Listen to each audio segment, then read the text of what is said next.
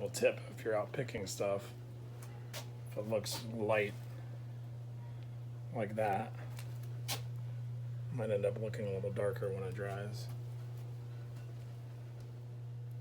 So here's an example of how the stain dries.